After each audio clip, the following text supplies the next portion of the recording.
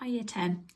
Right, this is Mrs. Judge, so we're just going to, each lesson I'm going to perhaps hopefully do a little video to explain things, to make explanations up a little bit more easier. Sometimes I might use an online video if I think it's suitable.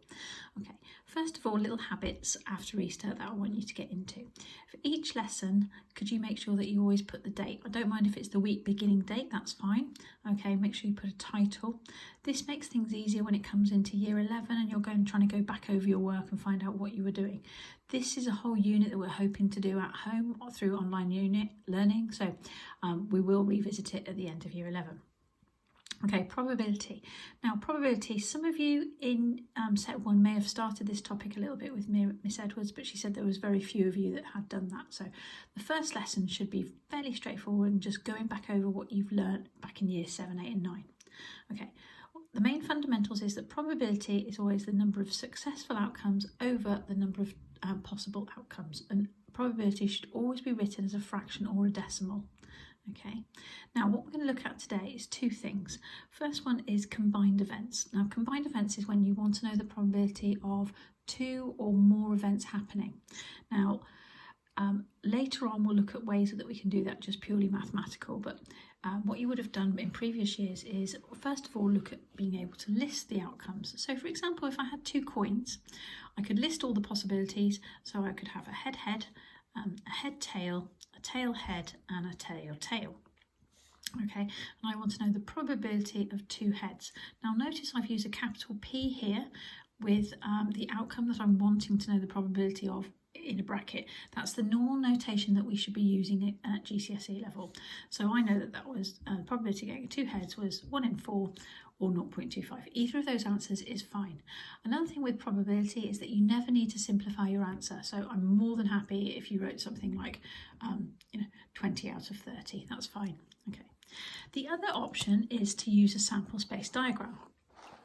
So if I was to use a sample space diagram here, I could perhaps have a spinner here with 1, 2, 3, 4 on and another spinner here with 4, 5, 6 on. And then I was going to add up the scores and I want to know what's the probability of getting an even number. So you simply fill in the sample space diagram, adding up the totals. So you would have here 1 and 4 to make 5. Okay, 6, 7, 6, 7, 8, 7, 8, 9. Okay, and 8, 9, 10.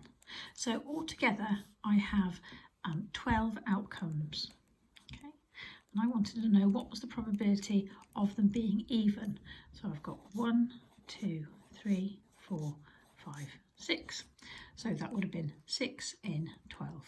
Okay, I don't need to simplify my answer. Okay, so I can leave it as 6 in 12. Another thing that you'll come across in the first lesson is mutually exclusive events. Now, mutually exclusive events are events that cannot happen at the same time. So, for example, it cannot rain and not rain at the same time. Therefore, they are mutually exclusive. It either rains or it doesn't rain. Okay, and all mutually exclusive events have to add up. The total sum of probabilities has to be 1. Okay.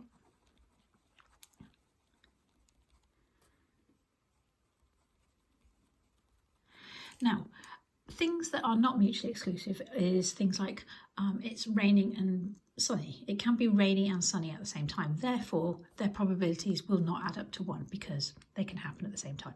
So, for example, if you were to have this one here, first of all, we've got a spinner and it's the probability of it landing on 1 is 0.2, 0.15, 0.25.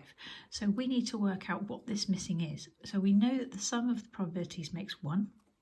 So if we add these up, that makes 0.6. So therefore, the answer to that one would have to be 0.4.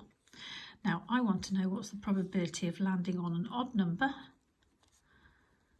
Okay, so that would obviously be 1 and 3, which would be 0.6 because I would add the 2 scores together. Okay, now I've set you a task on Active Learn. Set 1 should have got their logins from Miss Edwards on an email, and I know my group, they certainly have theirs because they checked them beforehand. So if you can have a go at the Active Learn questions just to make sure that you're all okay. I'm expecting a score of 90% or more. Okay, see you tomorrow.